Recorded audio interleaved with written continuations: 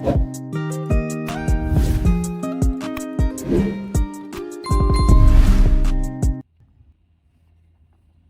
saudara-saudari kami yang dikasihi Tuhan, damai sejahtera dalam nama Kristus. Saudara-saudari yang terkasih, kita kembali berjumpa dalam ibadah tengah minggu saat ini. Kami hadir 2 kali seminggu setiap hari Selasa dan Kamis pukul 19 waktu Indonesia bagian Barat. Selama kurang lebih 30 menit ke depan, kita akan bersama-sama beribadah, bersekutu di dalam Tuhan. Kita bersama-sama menyembah Tuhan Allah, mengucap syukur akan kasih-Nya yang tak terbatas, dan untuk bersatu sebagai keluarga dalam Yesus Kristus. Saat ini mari kita membuka hati dan jiwa kita untuk menerima firman-Nya, memuliakannya dalam penyembahan dan saling mengasihi dalam Kristus. Ibadah ini merupakan saat yang paling berharga di mana kita dapat merenungkan kebesaran Allah, mengakui dosa-dosa kita dan menerima pengampunannya yang penuh kasih. Kita saling bertumbuh dalam iman, memperoleh kekuatan Tuhan untuk menghadapi dunia saat ini. Marilah kita merendahkan hati kita dan bersama-sama membuka diri kita untuk kehadiran Roh Kudus di dalam hati kita masing-masing. Semoga Ia memimpin kita dalam ibadah ini, menjadikan kita terbuka terhadap firman-Nya dan memberikan kita pengertian yang lebih dalam tentang kasih-Nya yang tak terbatas. Saudara-saudara yang kasih, untuk membuka ibadah kita pada hari ini, kita berdoa. Bapa kami yang di surga, terima kasih Engkau boleh mempertemukan kami kembali saat ini. Kami bersyukur Tuhan atas kemurahan hati-Mu dalam hidup kami. Biarlah Tuhan setiap hari kami boleh semakin mengasihi Engkau. Ya Bapa kami yang Maha Kudus, kami datang di hadapan-Mu dengan hati yang tulus, memohon bimbingan dan perlindungan-Mu dalam hidup kami, menghadapi godaan dan tekanan dari dunia ini, terutama menjaga hidup kami agar hidup kudus, menjaga diri kami dari pergaulan yang merusak. Kami menyadari Tuhan bahwa dunia seringkali menggoda kami dengan hal-hal yang bertentangan dengan firman-Mu. Kami memohon agar Engkau memberikan kami kebijaksanaan dan kekuatan untuk tetap berdiri teguh dalam iman kami, untuk tidak tergoda oleh keinginan duniawi yang sementara ini. Kami juga memohon agar Engkau menguatkan dan melindungi kami satu sama lain. Bimbing kami untuk menjalani hubungan yang sehat, menghormati satu sama lain. Ya Tuhan, kami tahu bahwa tanpa bantuan-Mu kami lemah dan rentan. Oleh karena itu kami bergantung sepenuhnya kepada-Mu untuk melindungi kami dari jalan-jalan yang salah dan memandu kami menuju jalan kebenaran. Jadikanlah kami teladan bagi generasi yang lebih muda, agar mereka juga dapat hidup sesuai dengan kehendak-Mu. Kami mohon agar Engkau menanamkan dalam hati kami rasa hormat dan kasih sayang terhadap sesama. Kami berserah sepenuhnya kepada-Mu ya Tuhan, dan memohon semua ini dalam nama Yesus Kristus, Tuhan kami. Amin.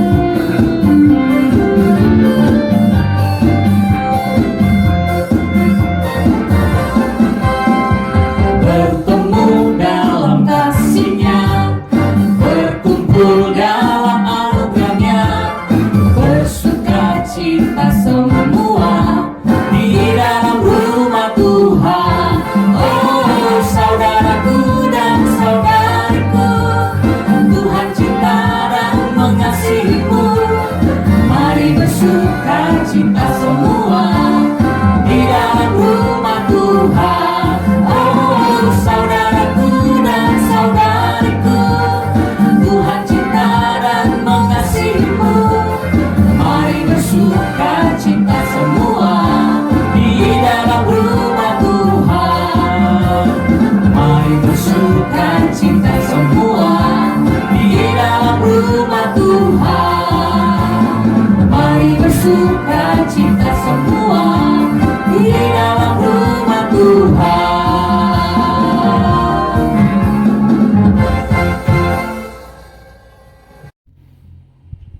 Baiklah, sebelum kita membahas firman Tuhan, mari kita berdoa. Damai sejahtera Allah yang melampaui segala akal, kiranya memelihara hati dan pikiran kamu sekalian di dalam Yesus Kristus Tuhan Juru Selamat kita. Amin. Shalom saudara-saudara yang dikasihi oleh Tuhan kita. Pada saat ini renungan firman Tuhan untuk kita bersama diambil dari 1 Korintus pasal 15 ayat 33. Saya baca firman Tuhan untuk kita semuanya. Janganlah kamu sesat, pergaulan yang buruk merusakkan kebiasaan yang baik. Demikian firman Tuhan. Saudara-saudara yang dikasihi oleh Tuhan kita, pergaulan itu sebenarnya sangat penting. Setiap orang dia harus atau hidup berinteraksi dengan sesamanya melalui yang kita sebut dengan pergaulan. Jadi dengan pergaulan semua orang dapat berinteraksi dengan sesamanya dan boleh mendapatkan manfaat. Semua orang juga membutuhkan pergaulan. Baikkah dia anak-anak, ataukah dia orang dewasa, ataukah dia orang sederhana, ataukah dia orang berada, atau tua, baik tua atau yang muda, atau laki-laki, perempuan, semuanya pasti harus atau tidak boleh jauh dari yang namanya pergaulan. Dan kita tahu pergaulan itu sebenarnya sangat bermanfaat. Banyak sekali keuntungan yang kita dapat jika kita hidup di dalam pergaulan yang sehat. Bisa menambah wawasan atau pengetahuan kita. Bisa juga pergaulan yang sehat itu menambah semangat kita. Bisa juga pergaulan yang sehat itu menambah rasa percaya diri kita. Pergaulan yang sehat itu bisa juga membuat hidup kita dapat semakin bahagia. Bahkan bisa juga mengurangi stres. Kalau kita menghadapi berbagai hal yang boleh menimbulkan kita menjadi stres, tapi kalau kita bersama-sama dengan komunitas kita dengan pergaulan yang sehat, kita bisa tertolong untuk keluar dari rasa stres tersebut. Karena itu pergaulan yang sehat itu sangat baik, supaya kita seharusnya memiliki pergaulan yang sehat selalu dalam hidup kita bersama-sama dengan orang lain. Tetapi firman ini menyapa kita, pergaulan yang buruk merusakkan kebiasaan yang baik. Berarti ada juga pergaulan yang tidak sehat. Kalau pergaulan yang sehat tadi sebenarnya sangat bermanfaat, sebaliknya pergaulan yang tidak sehat itu sangat merusak. Pergaulan yang buruk disebut dalam 1 Korintus pasal 15 ayat 33. Sama itu pergaulan yang merusak. Banyak sekali orang-orang menjadi semakin rusak oleh karena dia memiliki pergaulan yang buruk ataupun pergaulan yang tidak sehat. Saudara-saudara yang dikasihi oleh Tuhan kita, Tuhan Yesus Kristus, miris kita mendengar beberapa hari belakangan ini, seorang remaja yang masih duduk di kelas 2 SMP dengan berani atau teganya menghabisi nyawa adik kelasnya, seorang yang masih duduk di kelas 1 SMP. Alasannya yang kita dapat sampai saat ini adalah karena si kakak kelas tadi suka kepada si adik kelasnya, namun tidak direspon. Di suatu kesempatan dalam perjalanan pulang dari sekolah, dia sendirian, dia begitu tega, atau kalau saya mengatakan dia begitu berani untuk sampai menghabisi nyawa si adik kelas itu. Kenapa dia memiliki keberanian yang seperti itu? Kalau kita mungkin memukul seseorang saja atau ya hal yang tidak sampai seperti itu sudah berpikir dua kali. Tapi kenapa dia memiliki keberanian yang luar biasa untuk melakukan kejahatan? Nah, yang boleh kita sederhanakan, berarti dia sudah terbiasa dengan pergaulan yang tidak sehat. Dia sudah terbiasa yang memiliki atau hidup atau bergaul dengan orang-orang yang tidak membangun, yang tidak bermanfaat. Bagaimana keberanian seorang yang masih siswa SMP sampai menghilangkan nyawa sesamanya? Berarti dia tidak takut. Rasa takutnya untuk berbuat jahat sudah semakin hilang, karena pergaulannya selama ini pasti hidup di dalam pergaulan yang tidak sehat. Itulah salah satu contohnya. Jika kita salah bergaul, maka hasilnya menyesatkan. Jika kita salah bergaul, maka hasilnya buruk. Hasilnya merugikan dirinya sendiri, merugikan orang-orang yang di sekitarnya.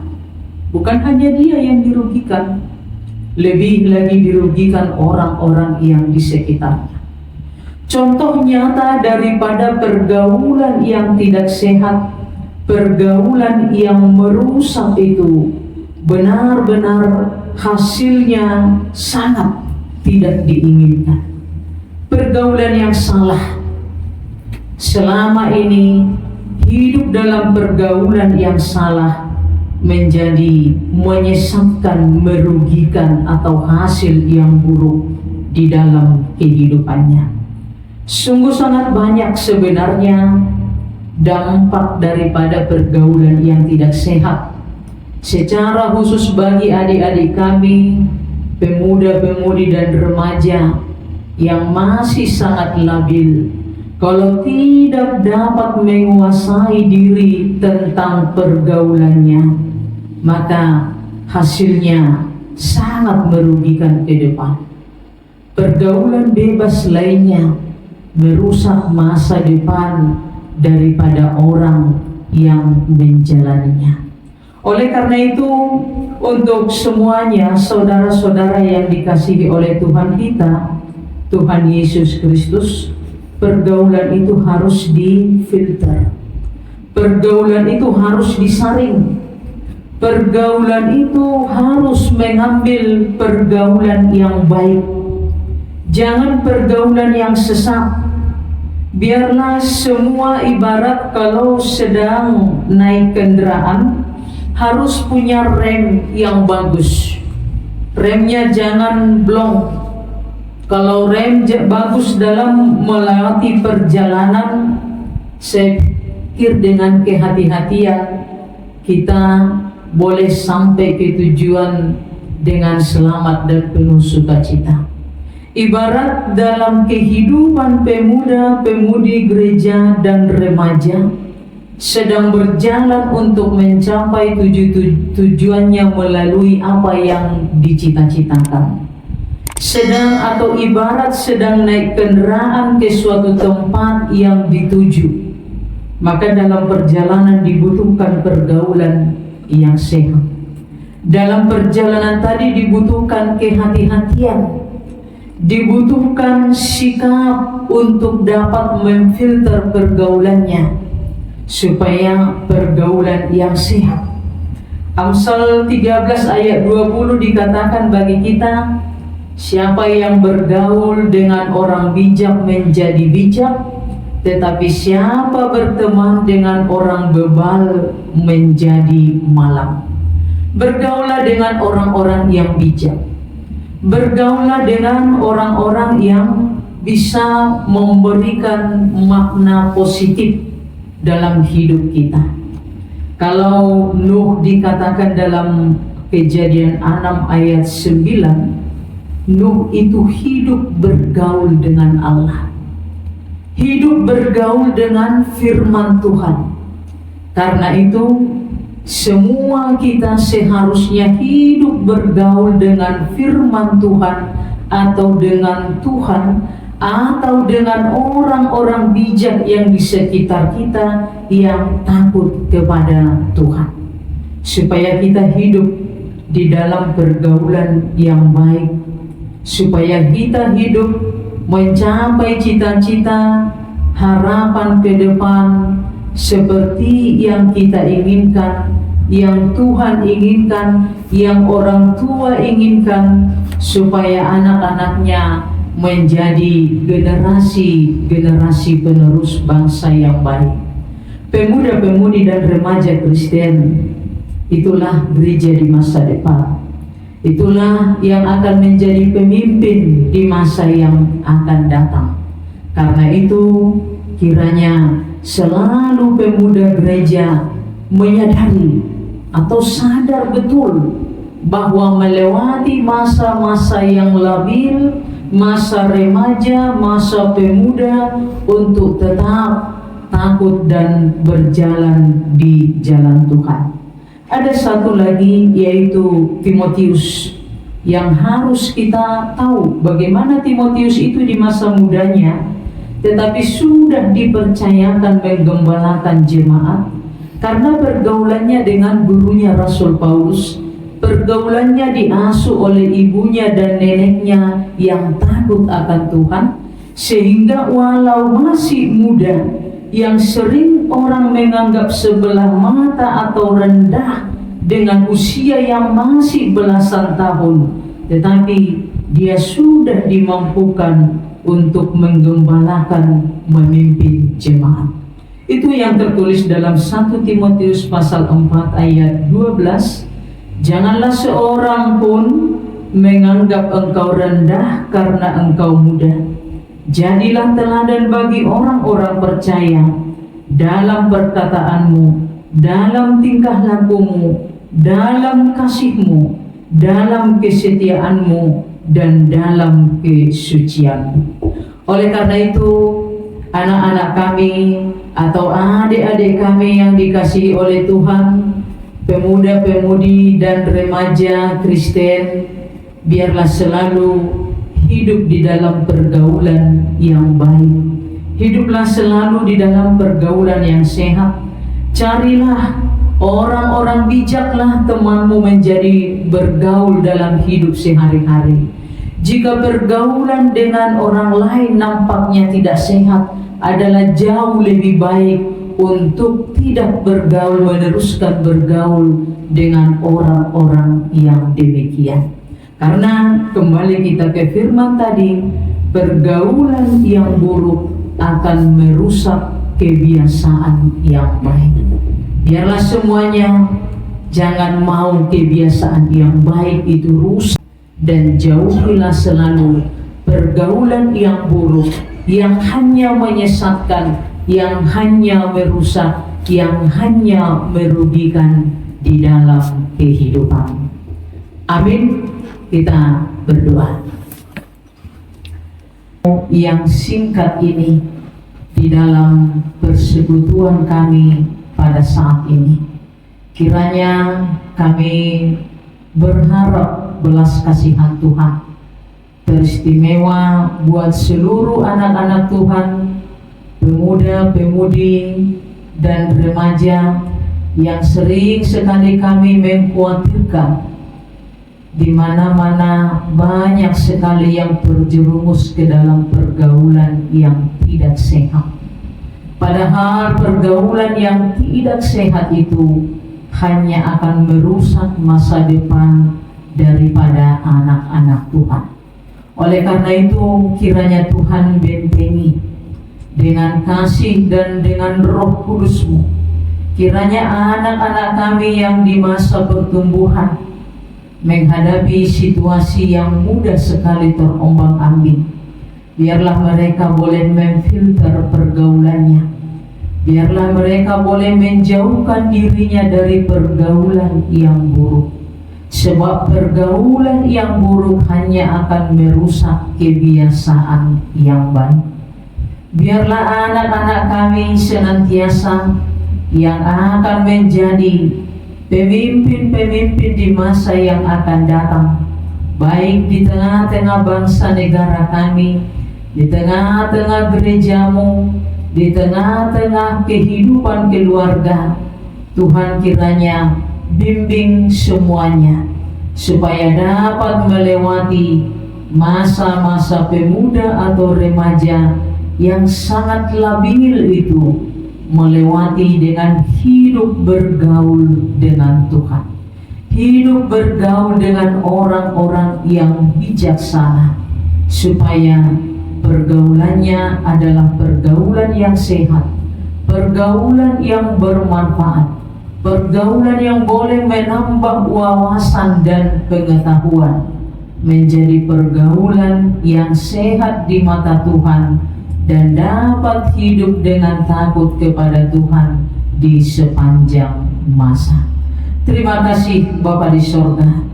Terimalah doa kami di dalam Yesus Kristus, Tuhan Juru Selamat manusia. Amin.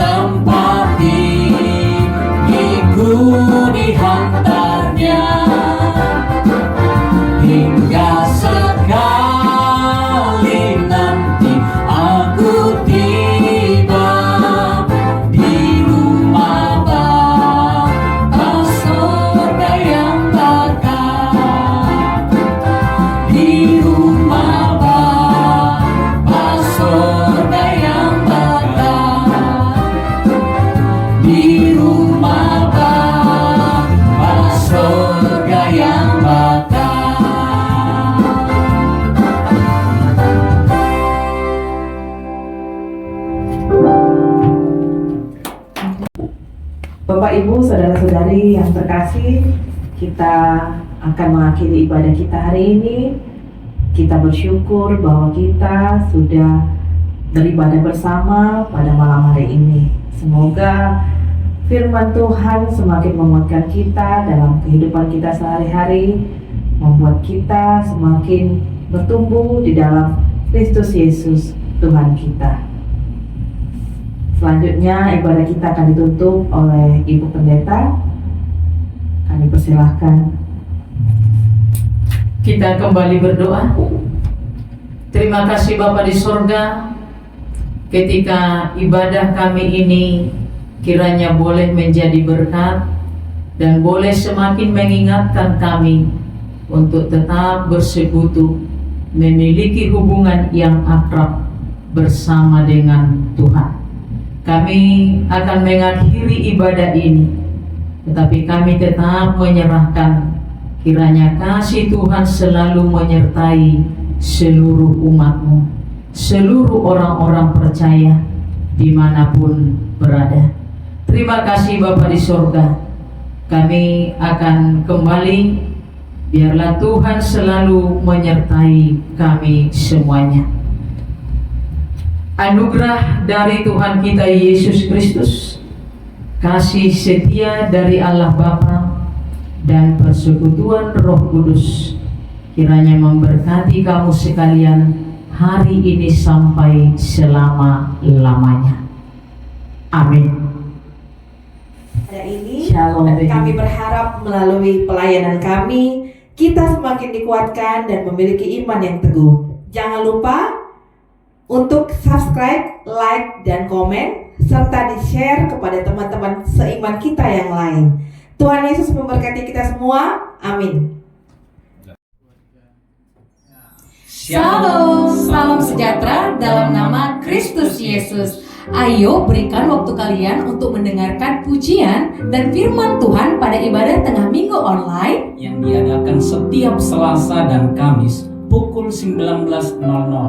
Mulai tayang tanggal 3 Oktober 2023 hari Selasa. Jangan lupa ya di channel YouTube Sylvia Margaret Huta Barat. Ayo bergabung bersama kami untuk kemuliaan nama Tuhan Yesus. Amin.